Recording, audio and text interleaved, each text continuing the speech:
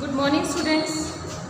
Dear students, today we are going to talk about the physiological activities of euglena.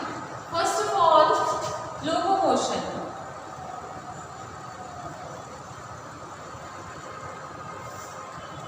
Now, as you already know that the locomotion in euglena is done by flagella. There are three kinds of locomotion by flagella in euglena. Number one, flagellar movement. Number two, paddle stroke. And number three, euglenoid movement. So first we will talk about the flagellar movements. The flagellar movements is that the animal moves in a straight line.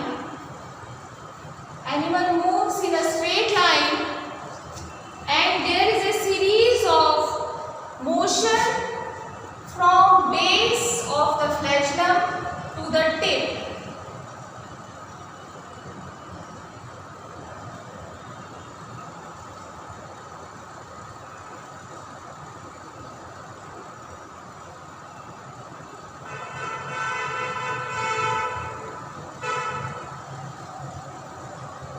Like this, there is a series of motion of the flagella from base to the tip of the flagella, and the body is inclined. The euglenoid body is inclined to the straight line at the degree of 30 degree, and the flagella beat is 12 beats per second, and the animal turn 1 turn per second.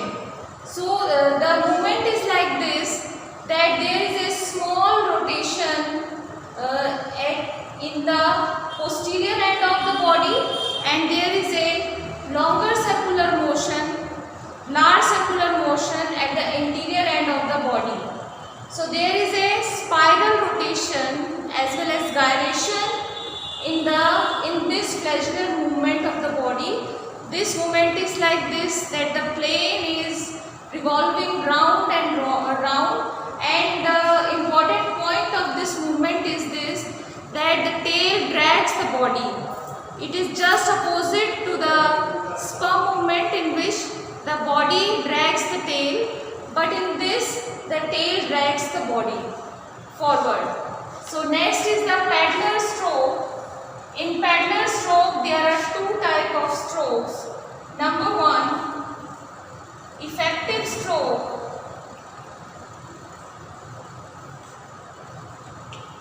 In this there is a strong and rigid movement of an animal, strong and very rigid movement of a flagellum to forward direction of in the forward direction, and the recovery.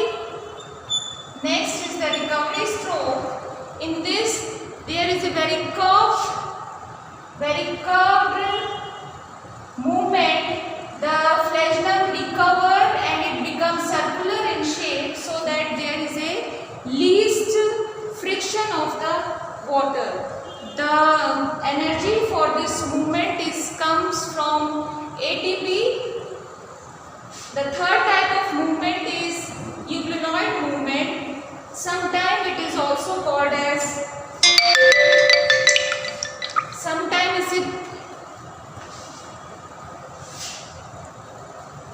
Sometimes it is also called as metabolic movement.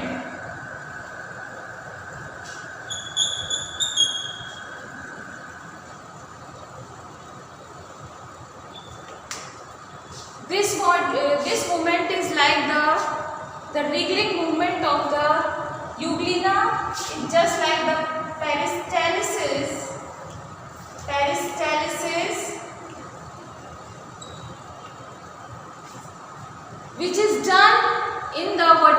intestine, and first of all there is a wider, the body of the euglena becomes wider at the anterior end, then from the middle end, and then and this rhythm goes to the posterior end. Means first the body become broad from the anterior end, then from the middle, in the middle one, and lastly the broadness of the body goes to the posterior end.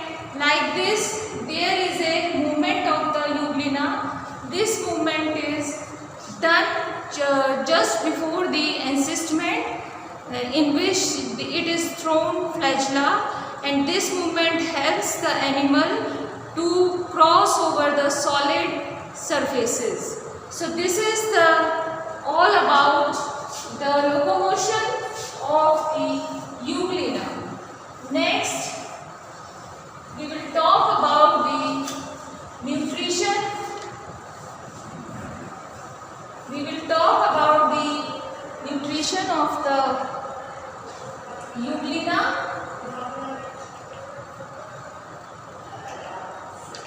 Nutrition is of two kinds in euglena. Number one, holophytic, and number two is saprozoic. In holophytic type of nutrition, it is like plant-like nutrition is there. In plant-like, we all know that there is a process of photosynthesis. So the chlorophyll A or B, which is present in the euglenite body, this chlorophyll absorbs the sunlight. In the presence of the carbon dioxide and water, it forms the carbohydrate, and that carbohydrate is stored in the form of para-myelin body, which is not true starch, because it doesn't give blue color on when it reacts with the iodine. So the holophytic nutrition is done with the help of the photosynthesis. The next is saprozoic. Sometimes the prolonged darkness, in which the animal loses the chlorophyll.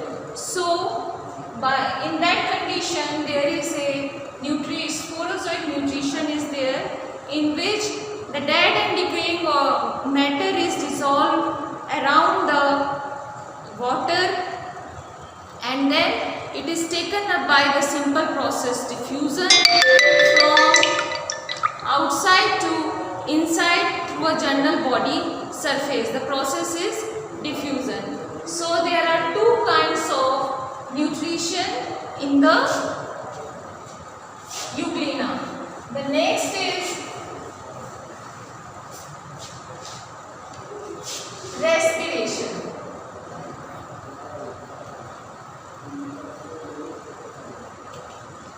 In respiration, the respiration is done by the general body surface.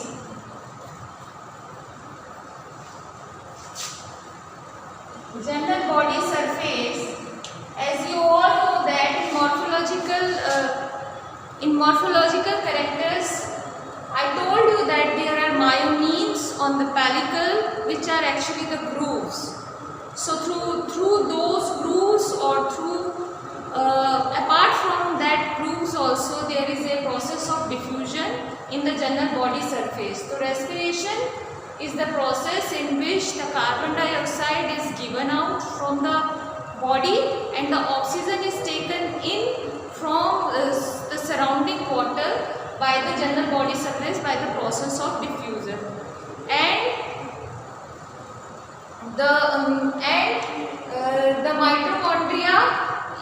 mitochondria which is present in the blepharoplast, This mitochondria catalyze the oxidation reaction with the aid of the oxygen, and the high energy which is released is stored in the form of high phosphate bonds, ATP,